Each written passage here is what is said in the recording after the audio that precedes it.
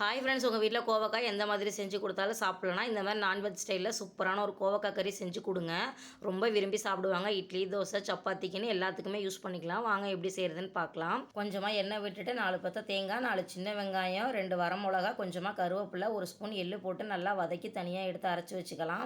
இதே எண்ணெயில் கொஞ்சமாக கோவக்காயும் போட்டு 80% குக் பண்ணி எடுத்து வச்சுக்கோங்க. இப்போ அடுப்பில் வேறு ஒரு சட்டி வச்சு தாளிப்பு போட்டதுக்கப்புறமா ஒரு பெரிய வெங்காயத்தை வெட்டி வச்சுருக்கேன். இதோட கருவேப்பிலை போட்டு நல்லா வதங்கினதுக்கப்புறமா 2 தக்காளி வெட்டி வச்சுருக்கேன். இதையும் உள்ளே சேர்த்துட்டு 1/2 ஸ்பூன் இஞ்சி பூண்டு பேஸ்ட்டு, தேவையான அளவு உப்பு போட்டு நல்லா வதக்கிக்கலாம். 1 ஸ்பூன் தனி மிளகாத்தூள், 1 ஸ்பூன் மல்லித்தூள், 1/2 ஸ்பூன் கரம் மசாலா, 1/4 ஸ்பூன் மஞ்சத்தூள் சேர்த்துக்கிட்டு நம்ம வதக்கி வச்சுருக்க காயையும் அரைச்சி வச்சுருக்க மசாலா பேஸ்ட்டையும் உள்ளே சேர்த்துடலாம்.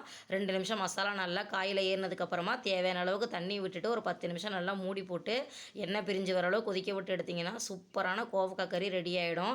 சாப்பிட்றது கறி குழம்பு மாதிரியே அவ்வளோ ருசியாக இருக்கும். இந்த வீடியோ பிடிச்சிருந்தா லைக் பண்ணுங்கள். நம்ம சேனலை மறக்காமல் சப்ஸ்கிரைப் பண்ணுங்கள்.